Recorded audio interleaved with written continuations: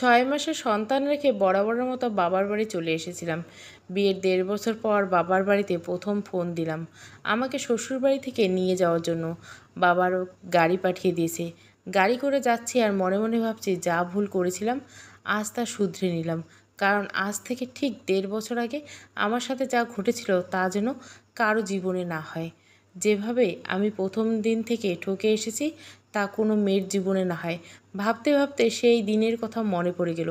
মিথ্যে বিয়ের দাওয়াত দিয়ে আমাকে নিয়ে গিয়ে সেই বিয়ের কোণে যে আমি নিজেই হব তা আমি কখনো কল্পনা করিনি। রাত 1:30টার দিকে আমার ফোনে কল আসে যখন আমি ঘুমে বিভোর। রিংটোনের শব্দে ঘুম ভেঙে গিয়ে দেখি, ফোন হাতে নিয়ে দেখি নাফিস কল করছে। এত রাতে নাফিস কল করেছে বলে আমি কিছুটা অবাক হয়ে ভাবতে লাগলাম। জীবনে যে ছেলে দিনের বেলা গফের সাথে কথা বলার পর সময় পাইলে কল দেয়, সে আজ এত রাতে কল দিচ্ছে। নিশ্চয় ওর গফ আবার কোনো সন্দেহ করছে, আর সেই জন্য হয়তো কল করেছে আমাকে সন্দেহ দূর করার জন্য। এই মেয়েটাও না পারে 2 দিন পর পর নাফিসকে সাথে আমাকে নিয়ে সন্দেহ করে, আর সেই সন্দেহ দূর করতে নাফিস রোজ রোজ কল করে ওকে কলের ওপাশে রেখে আমাকে আবার কল দিয়ে কথা বলে। যেই দেখে আমাদের কথা বলার ধরন বন্ধুত্বের মতো, তখন ওর গার্লফ্রেন্ড নামে আরোহীর সন্দেহ দূর হয়। এসব ভাবতে ভাবতে কল কেটে যায়। আমি ফোন রেখে দিয়ে লাগলে আবার কল আসে। এবার আমি কলটা রিসিভ করি। আর কিছু বলার আগে ওপাশ থেকে নাফিস বলে ওঠে, আগামীকাল আমার সাথে দেখা করবি তুই। ওকে, আমাদের গ্রামের ওই মোড়ের উপর চলে আসিস তাহলে। না, মোড়ের উপর না, শহরে আসবি তুই। মানে? তোর যতবারই প্রয়োজন হয় ততবারই তো আমাদের মোড়ের উপরে এসে দেখা করে যাস। আর আমি যদি ভার্সিটিতে যাই তখন মাঝে মাঝে শহরে দেখা হয়। কিন্তু আমার তো এখন শহরে যাওয়ার দরকার নেই, কারণ ভার্সিটি বন্ধ। এত কিছু জানি না। তুই কাল আসবি, আসবি, আসবি। এই আমার শেষ কথা। কী আর করা যাবে? আমি ওকে না না করেও ওর অনুরোধের কাছে হার মেনে রাজি হলাম। রাজি হওয়ার পর ও আমাকে আরও বলল, শোন, তুই কাল শাড়ি পরে আসবি, খোঁপায় ফুল নিবি। এই কথা শুনেই তো আমি অবাক। হঠাৎ আমার শাড়ি পরে আসতে হবে কেন? কখনোই তো এমন করে বলেনি। তাই আমি জিজ্ঞাসা করলাম, কী জন্য? তখন ও বলল, বিয়ে করব। মানে? আরে কিছু না, বুঝলাম। আগামীকাল ও আরোহীকে বিয়ে করবে, তাই সেজেগুজে যেতে বলে। আফটার অল বান্ধবীগুলো কথা। যাই হোক, কথা শেষ করে ঘুমিয়ে পড়লাম। সকাল সকাল উঠে আলমারি থেকে আম্মুর শাড়ি চুজ করতে লাগলাম যে কি পরবো। একটা শাড়ি পছন্দ হলো, যে আম্মুর ইউনিক কালারের শাড়ি, মেরুন কালার একটা জামদামি শাড়ি। খোঁজা দেখে আম্মু কারণ জিজ্ঞাসা করলো। আমি বললাম, বন্ধুর বিয়েতে খেতে যাব। আম্মু তখন বললো, এই শাড়ি পরে গেলে দারুণ মানাবে। শাড়ি পরে একটা হালকা সেজে নিলাম। কানে ছোট্ট ইয়ারিং, গলায় একটা সিম্পল হার, চোখে কাজল। আর যেহেতু শাড়িটা ডার্ক মেরুন তাই আমি হালকা কালারের লিপস্টিক, মানে নুড কালারের লিপস্টিক ইউজ করলাম। ব্যাস, শ্বাস শেষ। বাড়ি থেকে রিক্সা করে বড় বাস্তার মোড়ে এসে দাঁড়িয়েছি। অনেকক্ষণ ধরে গাড়ির জন্য অপেক্ষা করছি, কিন্তু পাচ্ছি না। নাফিস ফোন এমন সময় নাফিস কল দিল। আমি রিসিভ করতে ওপাশ থেকে বলে উঠল, কিরে তুই কোথায়? সবাই চলে এসেছে, তুই এখনও এসে পৌঁছালি না? আমি বললাম, গাড়ি পাচ্ছি না। নাফিস তখন রেগে গিয়ে বলল, সেটা তুই আমাকে আগে বলবি তো? তুই ওখানে থাক, আমি আসছি তোকে নিতে। আরে না না, আসতে হবে না। এমনিতে আজকে তোর বিয়ে, বর হয়ে গাড়ি চালিয়ে আসতে হবে না। বেশি বুঝিস না তুই। আমি আসছি, তুই ওয়েট কর। এই বলে প্রায় আধ ঘন্টা পর নাফিস আমার কাছে চলে আসলো। আমি ওর বাইকে উঠে পড়লাম। শহরে পৌঁছে নাফিস আগে সোজা গেল ফুলের দোকানে। সেখান থেকে একগুচ্ছ জুঁই ফুলের মালা এনে আমার খোঁপায় লাগিয়ে দিল। তারপর আমি বললাম, তুই ফুল পরে আসিস নাই, তাই ফুল পরিয়ে দিলাম। আমি বললাম, আসলে এত সকালে তখন আমি ফুল কোথায় পাবো, তাই না পরে চলে এসেছি। ভেবেছিলাম শহরে এসে কিনে নেব। তারপর কাজী অফিসের সামনে নিয়ে গেল।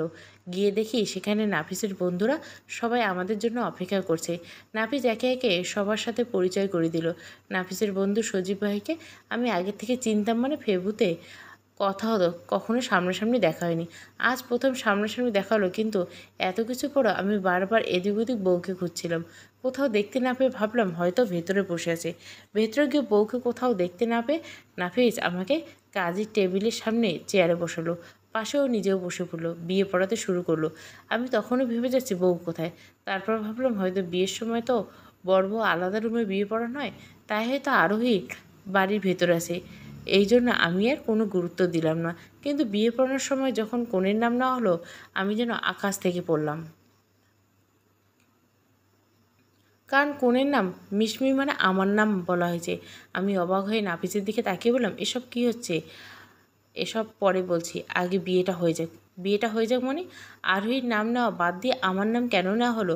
আমি চেয়ার থেকে উঠে গিয়ে আরোহী কোথায় বলে ডাকতে লাগলাম। নাফিস চেয়ার থেকে উঠে আমার দু কাঁধে হাত রেখে বলল, মিশমি শান্ত হ, আমি বলছি সব। তখন ও আমায় বলেছে যে, তুই তো জানিস আমার আর আরোহীর কয়েকদিন আগে ব্রেকআপ হয়ে গেছে। কি বলবো ওর কথা। তারপর আমার জিনা হারাম করে দিচ্ছে। আমি ওর থেকে মুক্তি চাই, একটু শান্তিই চাই, ভালোভাবে বাঁচতে চাই। আমি জানি আমি একমাত্র তোর সাথেই ভালো থাকবো, কারণ তোর আর আমার চিন্তাভাবনার মিল পড়ে। এই জন্য আমি তোকে বিয়ে করতে চাই। প্লিজ বিয়েটা করে নে। আমি ওর কথা শুনে অবাকের চরম সীমায় পৌঁছে গেলাম। চিৎকার করে বললাম, আমার থেকে একবার জানতে চেয়েছিস যে আমি তোকে বিয়ে করতে চাই কি না? আমার কোনো পারমিশন না নিয়ে তুই কেন এসবের আয়োজন করছিস? কেন আমাকে মিথ্যে বলছিস? তুই ভাবলি কি করে আমি তোকে বিয়ে করব? তোকে আমি বন্ধু ছাড়া অন্য কিছু ভাবি নাই। আর এক মুহূর্ত না, আমি এক্ষুনি এখান থেকে চলে যাব। এই বলে আমি যাওয়ার জন্য পা বাড়িয়েছি। নাফিস এসে আমার সামনে দাঁড়িয়ে আমাকে আটকে দিয়ে বলল, প্লিজ মিশমি, তুই যাস না। তুই তো বলতিস, বল যে বন্ধুর বিপদে বন্ধু পাশে থাকে। আজ আমি বিপদে পড়ছি, তুই আমার পাশে থাকবি না? কিসের বিপদ? এটাকে বিপদ বলে? ব্রেকআপ হয়েছে তো কী হয়েছে? এরকম ব্রেকআপ তো তোদের হাজারবার হয়েছে, আবার ঠিকও হয়েছে, এবার হবে। কিন্তু তাই বলে তুই? ধ্যাত, আমার মাথায় কিছু আসছে না। কার মধ্যে কী সব হচ্ছে? আগের বারের ব্রেকআপ আর এবারবারের ব্রেকআপ এক না। একেবারে বরাবরের মতো ওকে ছেড়ে দিয়েছি। আমি একেবারে ডিপ্রেশনের মধ্যে চলে গেছি। আমাকে ডিপ্রেশনের মধ্যে ফেলে এভাবে চলে যাবে? আমি যে তিলে তিলে শেষ হয়ে যাব। আমাকে এসব থেকে বাঁচাতে হলে, ওর থেকে দূরে থাকতে হলে আমাকে বিয়ে করতে হবে। আমার লাইফে ও যাতে আর ফিরতে না পারে, তার জন্য আমাকে বিয়ে করতে হবে। ওকে ফাইন, বিয়ে করতে হবে, ঠিক আছে। নিজের বাবা মাকে বল, তারা মেয়ে খুঁজে তোরকে বিয়ে দিবে। এটা সম্ভব না। কেন সম্ভব না? আরে তুই বুঝতেছিস না কেন? আমার বড় ভাইয়ের এখনও বিয়ে হয়নি। ওকে বিয়ে না দিয়ে আমাকে বিয়ে দিবে না। আমি আর কি বলবো কিছুই বুঝতেছি না। আমার মাথায় কিচ্ছু আসছে না। ওইদিকে নাফিস সহ ওর বন্ধুরা একে একে নানা যুক্তি দেখিয়ে দিল। ইমোশন নানা কথা বলে আমাকে বোঝানোর চেষ্টা করে যাচ্ছে। আমি তবুও রাজি হচ্ছি না দেখে এবার সজীব ভাই বলে উঠল, নাফিসের ভালো থাকা জীবন মরণ এখন নাকি সব তোমার হাতে। দেখো, বন্ধু হয়ে বন্ধুর ক্ষতি তুমি চাও না। ওর জীবনটা নষ্ট হয়ে যাবে, তুমিই পারো একমাত্র ওকে বাঁচাতে। সবার কথা শুনতে শুনতে আমার মাথা পুরো হ্যাং হয়ে গেল। বারবার কানে বাজতে লাগলো, দেখো, বন্ধু হয়ে বন্ধুর ক্ষতি তুমি চাও কি না? ওর জীবনটা নষ্ট হয়ে যাবে, তুমিই পারো একমাত্র ওকে বাঁচাতে। শেষমেশ রাজি হয়ে গেলাম। নিজের ইচ্ছের বিরুদ্ধে গিয়ে বিয়েটা হয়ে গেল। বিয়ে হয়ে গেলে সব বন্ধুরা মিলে নাফিসকে বলে, বিয়ে তো হয়ে গেল, এবার তো খাওয়া দাওয়া হবে। তাই সবাইকে রেস্টুরেন্টে নিয়ে গেল। সবাই খাচ্ছে, কিন্তু আমার গলা দিয়ে নামবেই না। খাবার প্লেটে হাতে দিতে ইচ্ছে করছে না, ভীষণ কান্না পাচ্ছে আমার। খাবার সামনে নিয়ে বসে আছি, তা দেখে নাফিস বলে উঠলো, কী রে, খাচ্ছিস না কেন? খেয়ে নে। তখন নাফিসের এক বন্ধু বলে উঠলো, ভাবি মনে হয় তোর হাতে খাবার খাইয়ে নিবে। এসব কথায় আর কোনো রিয়াকশন হচ্ছে না, শুধু বারবার মনে হচ্ছে আমি কি একটা ভুল করে ফেললাম? বাড়ির সবাইকে ফেস করাবো কীভাবে? বাবা মা কীভাবে রিয়াক্ট করবে? তারা অনেক কষ্ট পাবে। আমি এসব কি করে ফেললাম? এসব ভাবতে ভাবতে নাফিস আমাকে আস্তে করে ধাক্কা দিয়ে বলো, কী ব্যাপার, কোথায় হারিয়ে গেলি? ভাবনার ছেদ ঘটে আমি নাফিসের দিকে তাকালাম। নাফিস আবার খেতে বলল। আমি না করে দিলাম। তারপর ও নিজে হাতে জোর করে আমাকে কয়েকবার খাইয়ে দিল। রেস্টুরেন্ট থেকে বের হয়ে নাফিস এবার বলল, চলো আমরা এবার ঘুরতে চলে যাব কক্সবাজার। আমি বললাম, আমরা ইমেচিওর ছেলেমেয়ে নই যে পালিয়ে বিয়ে যাব। বিয়ে যখন করেছ, আমরা সোজা বাড়ি গিয়ে উঠবো। প্রথমে আমরা আমার বাড়ি যাব। কী আর করবে নাফিস? প্রথমে একটু অসম্মতি জানলো, পরে ঠিকই যেতে রাজি হলো। তাই সোজা আমরা বাড়ি গেলাম। বাড়িতে ঢুকে যখন সবাইকে বললাম আমি নাফিসকে বিয়ে করছি, ব্যাস শটাং হয়ে গালে একটা থাপ্পড় পড়লো আমার। আমি গালে হাত দিতে মাথা নিচু করে দাঁড়িয়েছি। অনেক বকাঝকা দিয়ে শেষ পর্যন্ত বাড়ি থেকে বের করে দিল। বলল, আমাদের পরিবারের মেয়েরা তো দূরে থাক, আমাদের বংশের কোনো মেয়ে আজ পর্যন্ত এমন কাজ করেনি। তুই যখন করে ফেলছিস, তাহলে আজ থেকে তোর সাথে আমাদের সব সম্পর্ক শেষ। যাকে ভালোবেসে আমাদের এতদিনের ভালোবাসা ভুলে গেছিস, তার সাথে বেরিয়ে যা। তোর যা কিছু আছে সব নিয়ে চলে যা। ব্যাস। নাফিসের ইগোতে লেগে গেল। ও আমার হাত ধরে বাড়ি থেকে বের হয়ে আসলো। বললো, কিচ্ছু নেওয়া লাগবে না, আমার যথেষ্ট সামর্থ্য আছে সব কিছু কিনে দেওয়ার। বাইকে উঠে চলে যাচ্ছি, কিন্তু বাড়ির দিকে তাকিয়ে রয়েছি। সারা রাস্তা কাঁদতে কাঁদতে গেছি। 45 মিনিট পর আমরা নাফিজের বাড়ি এসে পৌঁছালাম। বাইক থেকে নেমে ওদের বাড়ির দিকে তাকালাম। টিনের চাল, টিনের বেড়া, মেঝে পাকা, 3টে বড় বড় ঘর। অবশ্য এদের এলাকাতে যখন প্রবেশ করছি তখন দেখলাম গ্রামের অধিকাংশ বাড়ি টিনের বেড়া দেওয়া ও পাকা করা। এদেরও এরকম। নাফিসের বাড়িতে সেই একই ঝামেলা। নাফিসের বাবা মা ভীষণ বকা দিচ্ছে। আমি নাফিসের একপাশে দাঁড়িয়ে আছি। এদিকে নাফিসের বড় চাচা চাচিরাও চলে এসেছে। তারা নাফিসের বাবা মাকে বোঝালো যে ছেলে যখন ভুল করে ফেলেছে এখন মেনে নেওয়া ছাড়া কিছু নেই। যাই হোক, অনেক ঝামেলা পার করে ওনারা আমাদের মেনে নিলেন। আমরা এসে এখানে পৌঁছেছিলাম সন্ধ্যার পর, যার জন্য এত ঝামেলা শেষ করে হতে প্রায় রাত 11টা বেজে গেল। আমাদের যখন মেনে নিল, জানি না কোথা থেকে তখন নাফিজের বন্ধু এসে নাফিজের ঘরে গিয়ে বাসর সাজাতে শুরু করে দিল। আমি ততক্ষণে সবার সাথে নাফিসের বাবা মার ঘরেই বসেছিলাম, কারণ নাফিসের বন্ধুরা বাসর সাজানো না হলে কিছুতেই আমাকে নাফিজের ঘরে ঢুকতে দেবে না। 12:30টার দিকে নাফিজ এসে আমাকে ওর রুমে নিয়ে গেল। ওর রুমে গিয়ে তো আমি অবাক। কে বলবে এটা টিনের বেড়া দেওয়া পুরো ঘর, পুরো রুম জিম সাবের কাজ করা, রং বেরঙের দামি দামি ফার্নিচার, একপাশে কম্পিউটারের ডেস্ক। একটা কোনো লাক্সারিয়াস বিল্ডিংয়ের রুম থেকে কম নেই। আমাদের পাকা বাড়ি হলো আমাদের রুমগুলো এত উন্নত না। খাটের দিকে তাকিয়ে দেখলাম সিম্পল করে খাটটা সাজিয়ে দিয়ে গেছে ওর বন্ধুরা। বিছানার মাঝে ফুলের পাপড়ি দিয়ে লাভ শেপ করে, মাঝে আমাদের দুজনের নামের প্রথম অক্ষর N+M দেওয়া। বিয়েটা যদি স্বাভাবিক হতো তাহলে হয়তো এগুলো সাজসজ্জা দেখতে ভালো লাগতো, কিন্তু আমার এসব মোটেও ভালো লাগছে না। নাফিস দরজা বন্ধ করে দিয়ে এসে ড্রেস চেঞ্জ করতে, অনেক রাত হয়ে গেছে, ঘুমিয়ে পড়ো এই বলে গিয়ে বিছানায় শুয়ে পড়লো। আমি ওভাবে দাঁড়িয়ে রইলাম। তা দেখে নাফিস আবার ওই একই কথা বলল। তখন আমি বললাম, আমি শাড়ি পরে কখনো ঘুমাইনি। শাড়ি কেন, আমি কখনো সালোয়ার পরে ঘুমাইনি। আজকের মতো অ্যাডজাস্ট করে নে, আগামীকাল আমি তোকে সব কিছু কিনে দেবো। এখন আমি তোকে নাইটি কোথা থেকে এনে দিই বলতো? আমি আর কিছু বললাম না, খাটের এক পাশে শুয়ে পড়লাম। কিন্তু কিছুতেই ঘুম আসছে না। একে তো গরম, তার উপর শাড়ি পরে গরমে আমি হাঁসফাঁস করতে লাগলাম। নাফিজ আমার এমন অবস্থা দেখে বললো, কোনো সমস্যা? আমি বললাম, প্রচুর গরম লাগছে, গোসল করতে পারলে শান্তি লাগতো। আমার রুমে তো অ্যাটাচ বাথরুম নেই। গ্রামের বাড়ি বুঝিসই তো, এখন তো কলখানায় নিয়ে যাওয়া সম্ভব না। একটা বুদ্ধি দিচ্ছি, তুই শাড়ি খুলে ব্লাউজ আর পেটিকোট পরে ঘুমা, তাহলে একটা আরাম পাবি। পাগল নাকি? তোর সামনে আমি ছিছি? আমার দ্বারা হবে না। এতে ছিছি করা কী আছে? আমি তো এখন তোর স্বামী। আমার সামনে এভাবে থাকলে কি, আর না থাকলে কি? আমি তাও পারবো না। যাই হোক, একটা কাজ কর, তোর একটা টি-শার্ট দে, আমি টি-শার্ট আর পেটিকোট পরে শুয়ে পড়বো, তাও আরাম লাগবে। নাফিস উঠে গিয়ে আলমারি থেকে ওর একটা টি-শার্ট দিল। আমি তখন চেঞ্জ করলাম। বাইরে যা, আমি চেঞ্জ করব। কি, এত রাতে আমি বাইরে যাব? হ্যাঁ যাবি। নাফিস তখন দুষ্টুমি ভঙ্গিতে বলল, আরে বাইরে যাওয়ার লাগবে না, আজ তো আমাদের বাসর রাত। আমি তো আমার বউকে একটু দেখতেই পারি, চাইলে আদরও করতে পারি। আমি নাফিজের এমন কথা শুনে একটু ভয় পেয়ে গেলাম। ভাবলাম এখন বুঝি ও আমার উপর স্বামিত্ব ফলাতে আসবে।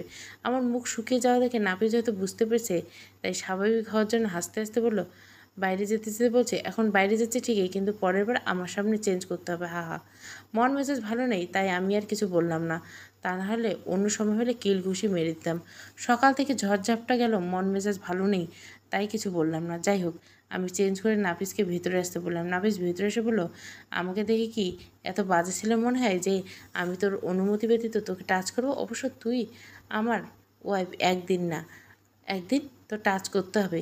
এটা বলে নাফিস আমার দিকে তাকিয়ে একটা ডেভিল মার্কা হাসি দিয়ে শুয়ে পড়লো। আমাকে শুয়ে পড়তে বললো। নাফিস বিছানার ডান কর্নারে শুয়ে আর আমি বিছানার বাম কর্নারে শুয়ে পড়লাম। রাতে দূরত্ব বজায় রেখে ঘুমালে সকালে দেখে আমি নাফিসকে জাপটে ধরে ঘুমাচ্ছি। ঘুমের মধ্যে কখন যে ওর কাছে চলে গেছি, বাম কাঁধের উপর মাথা রেখে আমার ওর এক পা ওর পায়ের উপর দিয়ে ওকে জড়িয়ে ধরে ঘুমিয়েছিলাম। আর পেডিকোট আমার একটু হাঁটু থেকে অনেক উপরে উঠে গেছে। পেডিকোটের আর কি দোষ, এখানে প্লাজোই হাঁটুর উপরে আসে, ঢিলে ঢালা টি শার্টও ঠিক নেই, সেও পেটের উপর উঠে চামড়ার পেট উন্মুক্ত করে আসলে ঘুমিয়ে গেলে আমার আর কোনো হুঁশ থাকে না। আমার আগে নাফিসের ঘুম ভাঙে, আর দেখে আমি ওকে ওভাবে জড়িয়ে ঘুমিয়েছি। আমার ঘুম ভেঙে যাবে বলে ও আমাকে সরিয়ে দিয়ে উঠে যায়নি। ওর মধ্যে হচ্ছে যে আমিও মিশমিকে জড়িয়ে ধরি, আর একবার মনে হচ্ছে না থাক। এমন কনফিউশনে থাকতে থাকতে ও নিজেও আমাকে জড়িয়ে ধরে আবার ঘুমিয়ে পড়া ভান করে থাকে। আসলে ছেলে মানুষ নিজেকে রাখতে চাইলেও বউ যদি এভাবে তাকে সুযোগ করে দেয়, তাহলে কি আর নিজেকে কন্ট্রোল রাখতে পারে না? নাফিজের ক্ষেত্রেও তাই হয়েছে। আমি ঘুম থেকে জেগে উঠতে দেখে আমরা দুজনে এভাবে শুয়ে আছি। আমি এক ঝটকায় ওর থেকে নিজেকে ছাড়িয়ে নিয়ে সরে আসলাম। নাফিসও তাকিয়ে ফেললো।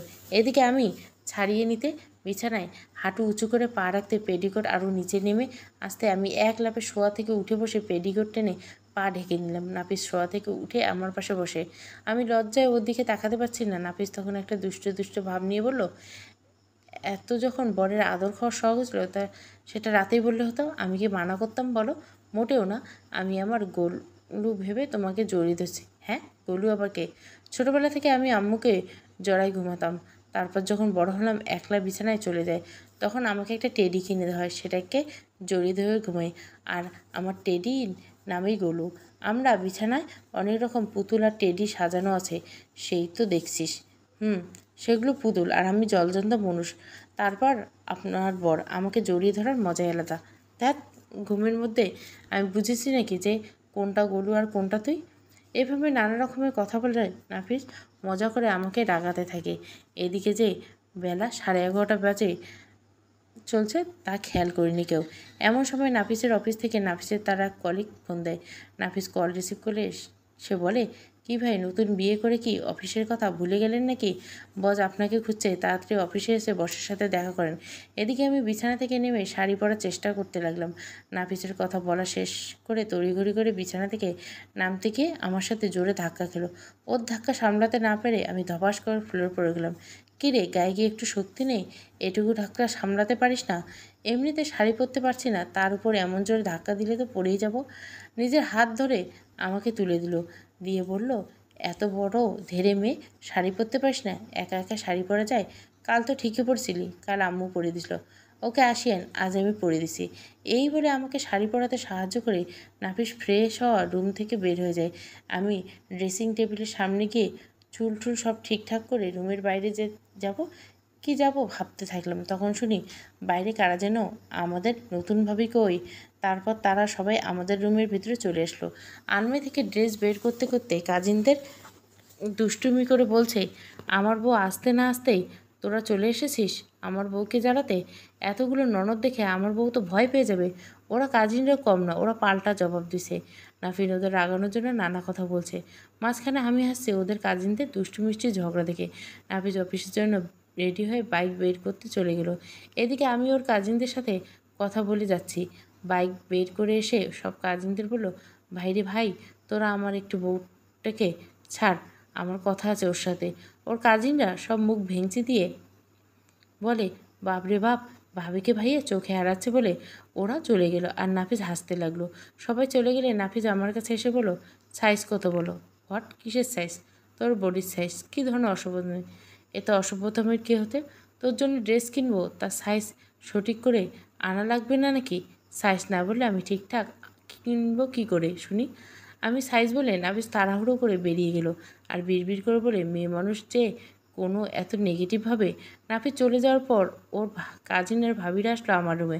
হঠাৎ বাইরে থেকে নাফিসের মা আমাদের রুমে থাকা এক ভাবিকে ডেকে বাইরে যেতে যেতে বললে উনি চলে গেলেন। কিছুক্ষণ পর একটা শাড়ি হাতে এই ভাবিটা আমার রুমে এসে বললেন, চাচি তোমাকে এই শাড়িটা গোসল করে পরতে বলছে। আমি তাকে জিজ্ঞাসা করলাম, এটা কার শাড়ি? উনি বললেন, এটা নাকি নাফিসের মায়ের শাড়ি। আমার এখানে কোনো ড্রেস নাই বলে এখন এটা পরতে দিল। চলো তোমাকে গোসলখানাটা দেখিয়ে দিয়ে আসি। এত বেলা করে কেউ থাকে? সকাল সকাল গোসল সেরে নিতে হয়, জানো না? ভাবি আমায় বলল। আমি কি বলবো কিছুই বুঝতে পারছি না। সবাই কাল এসেছে, তাও সন্ধ্যার পরে। কোথায় গিয়েছে আমি চিনি না কি? ভাবির সাথে করে নিয়ে গোসলখানা দেখিয়ে দিল। কাল থেকে শাড়ি পরতে আমি একটু গরমে অস্বস্তিতে ভুগছিলাম। আজ গোসল করে আমার প্রচণ্ড শান্তি লাগছে। রুমে এসে ফ্যান ছেড়ে দিয়ে চুল শুকাতে লাগলাম। এদিকে পেটের মধ্যে খিদে চুচু করছে। এই যে এত বেলা হয়ে গেছে, আমি এখনও কিছু খাইনি। ফোনে ঘড়ি দেখে দেখলাম 12:30 বেজে গেছে। নাফিসের সাথে সেই যে গতকাল রেস্টুরেন্টে সবাই মিলে খেয়েছি, ওই খাওয়া। গতকাল রাতে আর কিছু খাওয়া হয়নি। এটাই তো আর আমার বাড়ি না যে আম্মুকে গিয়ে বলবো ক্ষুধা লেগেছে খেতে দাও। নাফিসের মায়ের সাথে এখন ওভাবে ফ্রি হয়নি। এমনিতে উনি রেগে আছেন আমাদের এভাবে বিয়ে করার কারণে, তাই রুমের সামনে যাওয়ার সাহস হয়নি। ওনাকে ফেস করতে ভয় লেগে। নাফিসের উপর অনেক রাগ। তাড়াতাড়ি অফিসে যাওয়া লাগবে বলে আমার কথা না ভেবে উনি খেয়ে দিয়ে তাড়াহুড়ো করে বেরিয়ে গেছেন। এসব ভাবতে ভাবতে নাফিসের আম্মু মানে আমার শাশুড়ি আমাদের রুমে খাবারের থালা নিয়ে আসলেন। তাকে দেখে আমি বসা থেকে উঠে মাথায় কাপড় দিয়ে মাথা নিচু করে দাঁড়িয়ে থাকলাম। উনি বলেন, এত বেলা করে উঠলে তো সকালের খাবার এখন দুপুরের বেলা খাওয়া লাগবে। এই বলে খাবার টেবিলের উপর খাবার রাখলো। তারপর আবার বললেন, সারাবেলা আমি খাবার ঘরে এনে দিতে পারবো না, তাই দয়া করে কাল থেকে আগে ওঠো আর সবার সাথে গিয়ে ডাইনিংয়ে খেতে যাবে। তা রান্নাবান্না ঘরের কাজ কাম পারো নাকি সারাক্ষণ আমার ছেলের সাথে প্রেম করেই গেছো? আমি বললাম, মোটামুটি একটু পারি, তবে আপনার সাথে সব শিখতে চাই। জানি না আমার উত্তর ওনার ভালো লাগলো নাকি খারাপ লাগলো। উনি বলে, সারাক্ষণ আমার ছেলের সাথে পীড়িত করলে আর এসব শিখবে কোত্থেকে? আমার কি এত সময় আছে সব সেখানে যাবে? যাই হোক, লাঞ্চ ব্রেকে নাফিস আবার খেতে আসবে। এখনও রান্নাবান্না বাকি আছে, 11টার মধ্যে সব রান্না শেষ করতে হবে। উনি চলে গেলেন। আমি বিড়বিড় করে বলতে লাগলাম, প্রেম আর করলাম কই? প্রেম তো আপনার ছেলে করতো আরোহীর সাথে। এ কথা শুনলে আরোহী শোনা উচিত, আমার না। খাওয়া দাওয়া শেষ করে আমি প্লেটটা নিয়ে রান্না করে গেলাম। প্লেট রেখে ভয়ে ভয়ে ওনাকে বললাম, আমি কি কোনো কাজ করে দেবো? রান্না করতে করতে উনি আমার দিকে তাকালেন আর বললেন, কাজ করতে চাও? আমি বললাম, হুম। উনি আমাকে বললেন, ওই যে ওই গামলাটা নাও, আর ওখানে যে কন্টেনারটা দেখছো, ওটা থেকে 1 কৌটো চাল নিয়ে ওই গামলায় রাখো। আমি ওনার কথা মতো তাই করলাম। পরে উনি আবার বললেন, ওই ডালের কৌটাতে দেখছো? আমি মাথা নেড়ে হুঁ বললাম। উনি বললেন, ওখান থেকে 1 কৌটা ডাল নিয়ে চালের সাথে মেশাও। আমি ওনার কথা মতো তাই করলাম। ভাবলাম হয়তো ভাত রান্না হয়নি চাল ডাল মেশাতে, আমায় তাহলে মনে হয় খিচুড়ি রান্না করবেন। আবার তরকারি রান্না দেখে এই যে ভাবলাম এই তরকারি রান্না করছে, তাহলে খিচুড়ি রান্না করবেন কেন? এবার উনি যা বললেন তা শুনে আমি অবাক। বললেন, যাও এবার বারান্দায় গিয়ে এই চাল থেকে ডালগুলো আলাদা করো, এটা আপাতত তোমার কাজ আজকে। আমি অবাক হয়ে ওনার দিকে তাকালাম আর মনে মনে ভাবলাম, এটা যখন করতে হবে তখন চাল ডাল মেশাতে না বললে হলো। এভাবে আমাকে বোকা বানানো আমার ভাবনার ছেদ ঘটিয়ে উনি আবারও বলল, কী হলো, যাও। বারান্দায় মাদুর বিছানো আছে, কেউ বসে বসে চাল ডাল আলাদা করে পাত্রে রাখবে। চালের পাত্র আর ডালের পাত্র, বা ডালের পাত্র যদি চাল থাকে তাহলে সবগুলো আবার মিশিয়ে দিয়ে আবার প্রথম থেকে কিন্তু আলাদা করতে হবে। তাই ভালো করে মনোযোগ দিয়ে কাজ করবে। আমি মাথা নেড়ে ওখান থেকে বারান্দায় চলে আসলাম আর মিনমিন করে বলতে থাকলাম, এই মহিলা এত শাকচুন্নি। নাফিস দুপুরে রোজ খেতে আসে, রোজ 1টা 15তে নাকি খেতে আসে। আজ আসে নাই বলে নাফিসের মাকে বলতে শুনলাম, ছেলেটা বিয়ে করে একদিনে বেয়ারা হয়ে গেছে। সেই কখন থেকে আমি চাল থেকে ডাল আলাদা করার চেষ্টা করে যাচ্ছি, সবগুলো আর আলাদা করা লাগেনি। তার আগে শাশুড়ি এসে গেছে।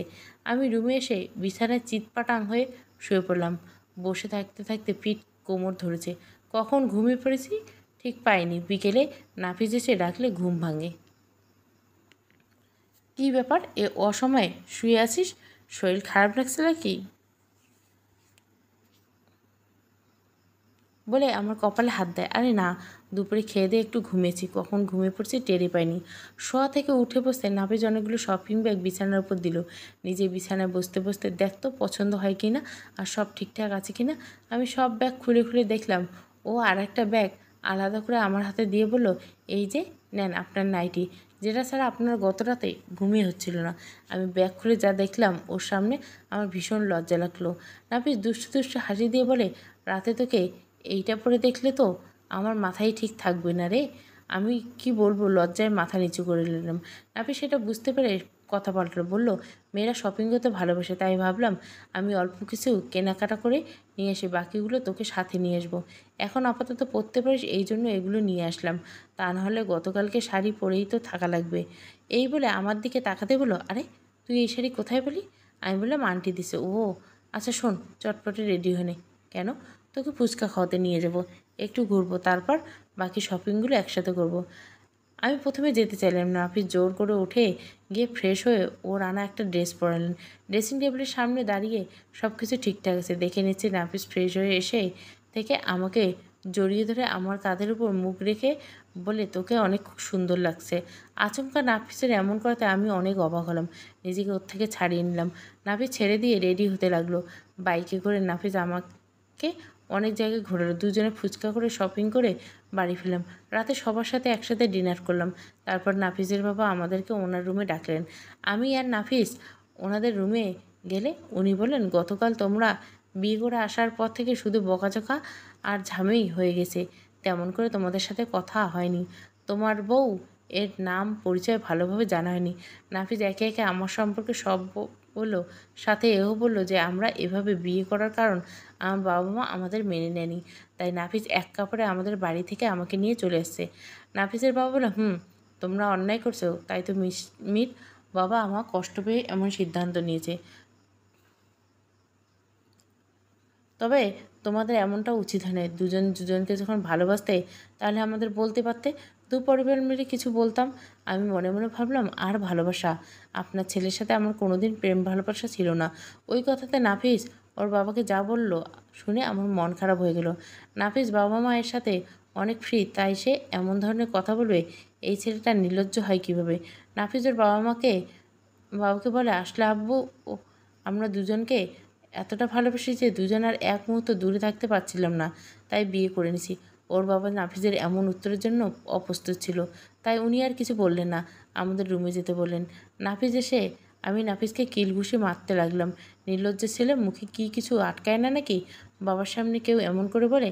নাফিজ হাসতে হাসতে বলে, দেখলি, বাবা আর কোনো প্রশ্ন করলো না। বাবার মুখ বন্ধ করতেই তো এমন কথা বলছি, তাই বলে কেউ এই কথা বলে? লজ্জায় আমার মাথা কাটা যাচ্ছিল। সারাদিন অফিস করে ঘুরে ফিরে অনেক ক্লান্ত হয়ে আছি। আমি কোথায় বউ একটু আদর করবে তা না, এখন বাড়ি এসে বউয়ের হাতে মায়ের খেতে হয়। কি দজ্জাল বউটা না আমার কটা জুটেছে। আমি কি দজ্জাল বলে আমার পিছু পিছু মারতে ছুটলাম। নাফিস রুমের মধ্যে দৌড়দৌড়ি করছে। শেষে আমি আর ধরতে পারলাম না, তাই থেমে গেলাম। হয়েছে, যান এবার ফ্রেশ হয়ে শুয়ে পড়ুন, অনেক রাত হয়েছে। আমি আর কোনো কথা বাড়ালাম না, সোজা ফ্রেশ হয়ে চলে আসলাম। ফ্রেশ হয়ে রুমে এসে দেখলাম নাফিস ল্যাপটপে কাজ করছে। আমি ওকে বললাম, বাইরে যেতে নাইটি পরবো। নাইটি পরবি তো বাইরে যাওয়া লাগবে কেন আমার? আমি তো এদিকে ঘুরে কাজ করছি, তুই এদিকে যা। বেশি কথা বলিস না, বাইরে যা বলছি। এখন বাইরে গেলে লোকে কী ভাবে? হ্যাঁ, বউ রুমে ড্রেস চেঞ্জ করবে আর বর বাইরে, তাহলে আমরা কেমন পরবো? আমার লজ্জা করবে, তুই বাইরে যা। এবার নাপিত চেয়ার ঘুরিয়ে আমার দিকে তাকিয়ে বললো, আচ্ছা আমরা তো স্বামী স্ত্রী তাই না, তাহলে এত লজ্জা কিসের তোর? হ্যাঁ ঠিক, যে এখনও আমাদের মধ্যে স্বামী স্ত্রীর সম্পর্ক হয়নি, কিন্তু একদিন না একদিন তো হবে। সবাই তো প্রথম রাতে সব কিছু সেরে ফেলে। নেহাত আমি ভালো ছেলে, তাই তোকে ইজি হতে সময় দিচ্ছে। একটু ভাব নিয়ে এই কথাটা বলে। এবার মুখ ফসকে বলে ফেললো, আরোহী তো হলে প্রথম রাতে সব কিছু করে ফেলতাম। আরোহীর সাথে প্রথম রাত বলে কিছু আছে? যা করার তো অনেক আগেই তোরা করে ফেলছিস। আমি এমন কথা বলবো নাফিজ হয়তো ভাবতে পারিনি। আরোহী আমতা আমতা করে বলে, আরে বিয়ের পর তো সেটাই প্রথম রাত হলো, আগে সব করেছি তো কী হয়েছে? আমি আর কিছু বললাম না। শুধু শুধু এ নিয়ে কথা বাড়াতে ইচ্ছে করছে না, শুধু বললাম, এবার বাইরে যা, আমি চেঞ্জ করব। নাফিজও কোনো কথা বাড়ালো না, রুমের বাইরে চলে গেল। আমি চেঞ্জ করে ওকে রুমে আসতে বলে বিছানায় গিয়ে শুয়ে পড়লাম। নাফিজ বেশ কিছুক্ষণ বাইরে থাকার পর রুমে আসলো। রুমে আসার শব্দ পেয়ে এক পাশে আর এক পাশে শুয়ে ওকে বললাম, সিগারেট খাওয়া হচ্ছিল নিশ্চয়ই এতক্ষণ? ও বললো। আমি আর কিছু বললাম না। তখন নাফিস বলল, বিকেলে আমি যে নাইটিটা এনে দিলাম এটা তো সেটা না। আমি তখন শোয়া থেকে উঠে বসে রেগে ওকে বললাম, নাইটি যে 6 পাটের একটা সেটের মধ্যে কি শুধু ওই আন্ডারওয়্যার্সের সাথে নাকি? এই যে একটা 6 পাটের সেট, কাহিনী কি চোখে পড়েনি কেনার সময়? নাকি ওই দুইটা দেখে কিনে এনেছেন? যাদের বর বউয়ের মধ্যে লুতুপুতু প্রেম থাকে সেসব বউরা আন্ডারওয়্যার টাইপের নাইটি পরে বরের সামনে আসে। ও বাবা, রেখে যাচ্ছে যে আমি পুরো সেট দেখেই কিনে এনেছি, তাহলে না জানার ভান করছিস কেন? আমি এখন সেখান থেকে এই প্যান্ট আর টপসটাই পরেছি, যার জন্য আলাদা লাগছে, বুঝছিস? বাকিগুলো রেখে দিছি। বুঝছি।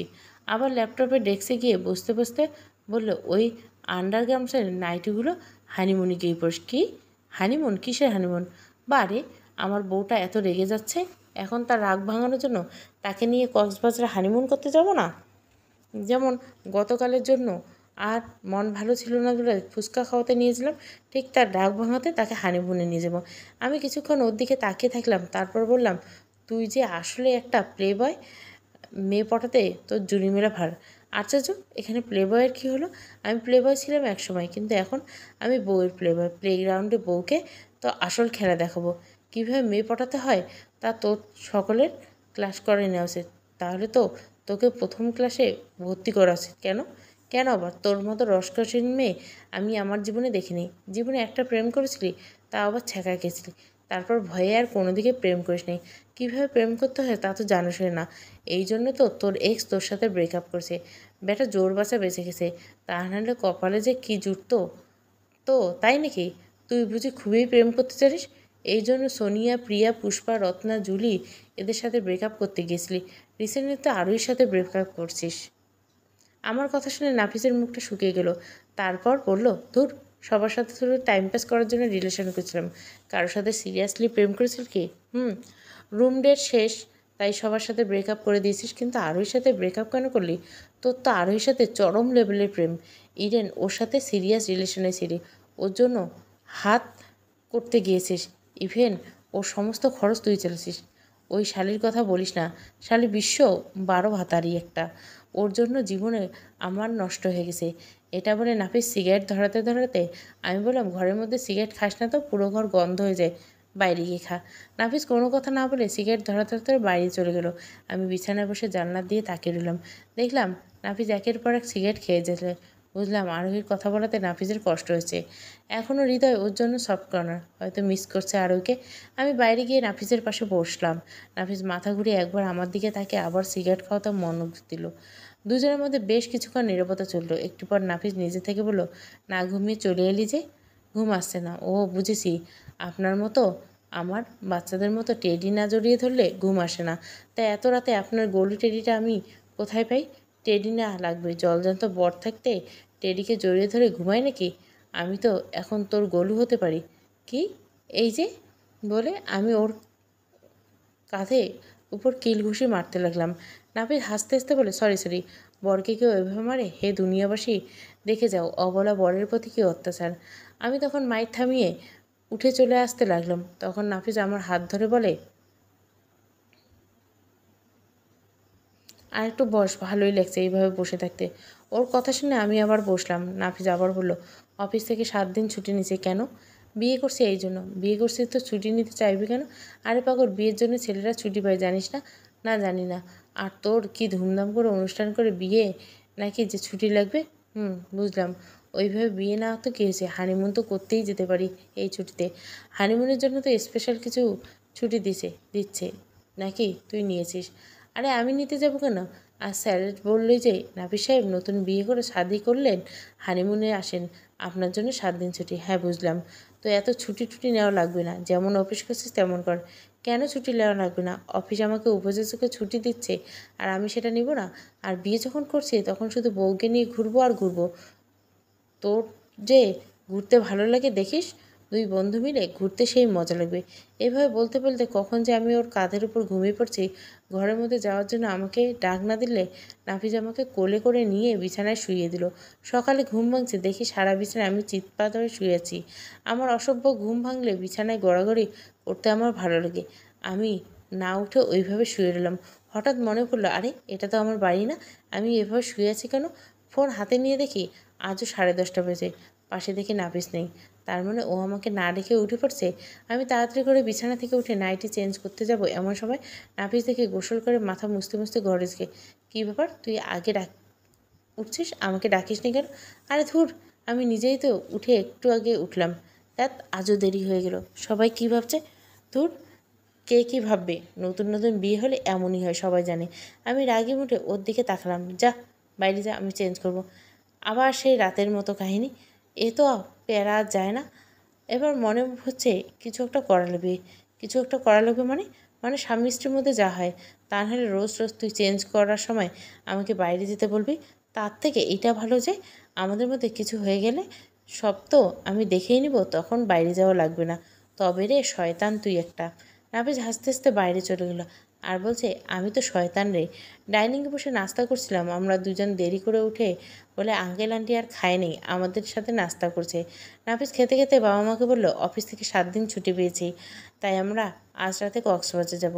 নাফিসের একথা শুনে খেতে খেতে আমার বিষম লেগে গেল। মনে মনে ভাবছি, বলে কি এই ছেলে, এখন কখন ঠিক করলো? ওর মা আপত্তি জানলে ওর বাবা কিছু বলল না, শুধু বলল সাবধানে দেখে শুনে যাও। নাফিসের মা বলল, সবেমাত্র 2 দিন বিয়ে হলো, এখন এত বাইরে ঘুরতে যাওয়া লাগবে কেন? বিয়ের 1 মাস হোক, তারপর ঘুরতে যাস। বিয়ের পরেই এমন বেড়াতে হয় না। মা, তুমি আগের এই কুসংস্কার নিয়ে পড়েছ, এখন এসব কেউ মানে না। আমি তোর মা নাকি তুই আমার মা? সব কথা এভাবে উড়িয়ে দিস না। নাফিসের বাবা তখন বলল, ওরা ঘুরতে যেতে দিছে, ঘুরতে দাও। এ সময় ঘুরবে না তো আমাদের মতো বুড়ো বয়সে ঘুরবে? দেখো আব্বু একদম ঠিক বলছে। হ্যাঁ, তোরা বাবা ছেলে যা ইচ্ছে কর। কোন দিন কি তোরা আমার কথা শুনছিস? হ্যাঁ।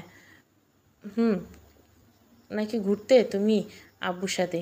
তাহলে তোমরা আমার সাথে হানিমুন সেরে আসতে পারো। নাফিসের এমন কথা শুনে আমি আকাশ থেকে পড়লাম। এই ছেলের লজ্জা শরম নাই নাকি বাবা মায়ের সাথে এরকম কথা বলে?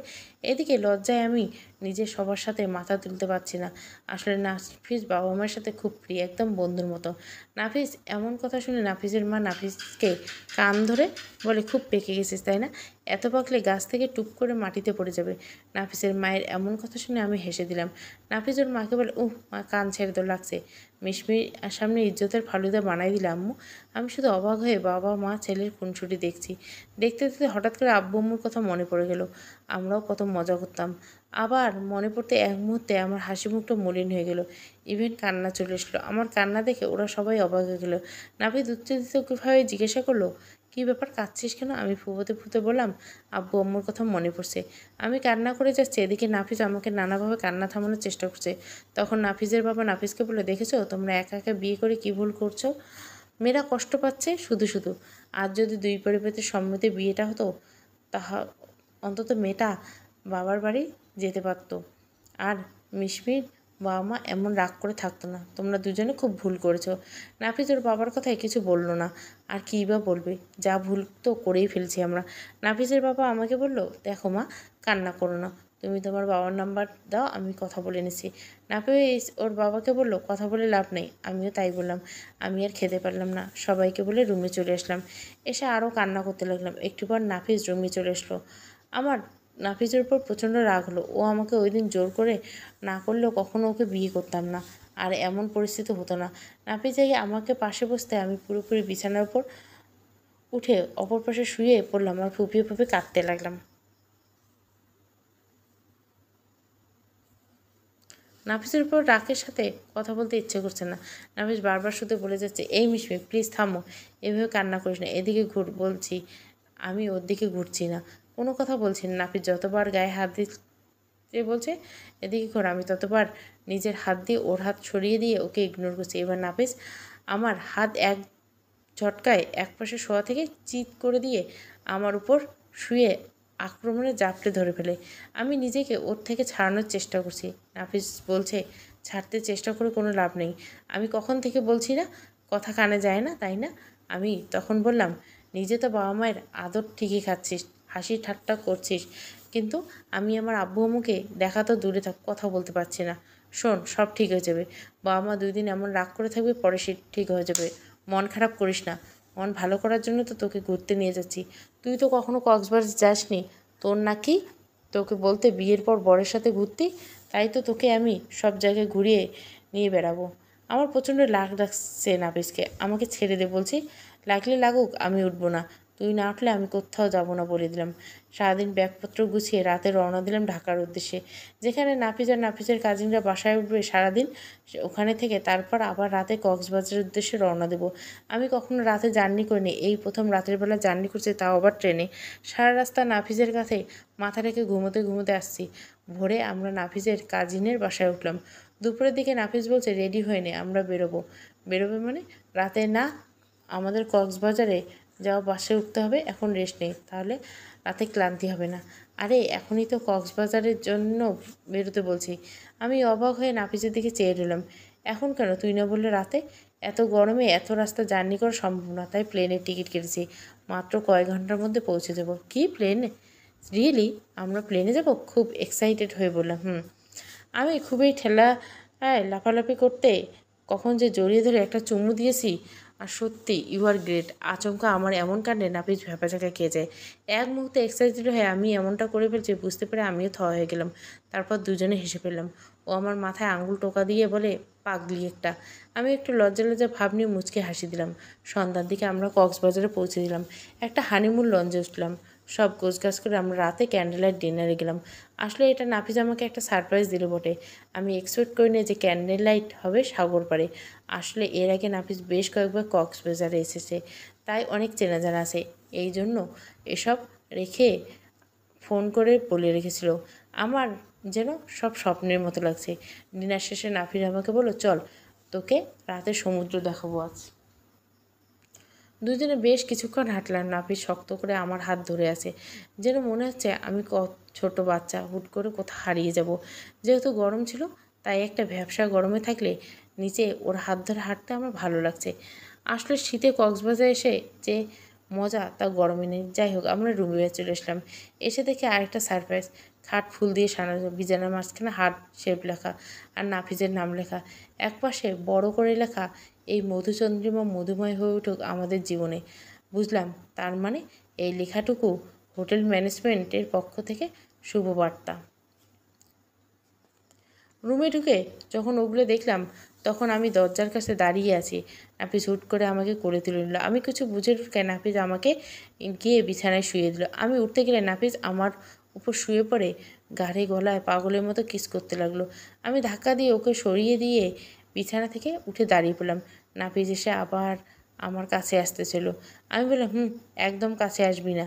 নাফিস আমার কথা না শুনে আবার আমাকে জড়িয়ে ধরে এবার অমন করতে থাকে। আমি আবার ওকে সরানোর জন্য চেষ্টা করছি, না পেরে চিল্লিয়ে বললাম, কি হচ্ছে কি নাফিস? নাফিস আমাকে জড়িয়ে ধরে রাখলে কিস করা বন্ধ করে দিয়ে আমার দিকে তাকাও। আমি বললাম, আমাকে ছাড়, ছাড় বলছি। না, ছাড়বো না। আমার বউকে আমি আদর করছি, এতে কিসের সমস্যা? আমি এসবের জন্য মোটেও প্রস্তুত নই। আমাকে ছেড়ে দে প্লিজ। না, ছাড়বো না। আজ আমি তোকে আদরে আদরে ভরিয়ে দেবো বলে ও আবার আমার ঘাড়ে গলায় মুখ দিয়েছে। আমি বুঝেছি বাড়িতে আমার উপর জোর পাচ্ছিল না, তাই এখানে এনেছে আমার উপর জোর খাটাতে। আমি এহেন কথাতে নাফিস আমাকে ছেড়ে দেয় আর বলল, এমন কথা বললে পারলি তুই আমার স্ত্রী, আমার সকল অধিকার আছে তোর উপর, তাহলে জোর খাটানো কেছে? জোর নয়তো কি? বাড়িতে আরেক ঘরে বাবা মা থাকে, তাই আমাকে জোর করে কিছু করতে পারছিল না। এখন এখানে কেউ নেই, তাই আমার ইচ্ছে অনিচ্ছের উপর না জেনে আমার উপর জোর করে ঝাঁপিয়ে পড়ছিলি। দেখ, তুই কিন্তু আমাকে ভুল বুঝছিস। আরে আমরা হানিমুনে আসছি, দুজনকে একটু সময় নিরিবিলিত কাটাতে এসেছি, তাই না? আমার সময় লাগছে, আমি সব কিছু সহজে মেনে নিতে পারছি না।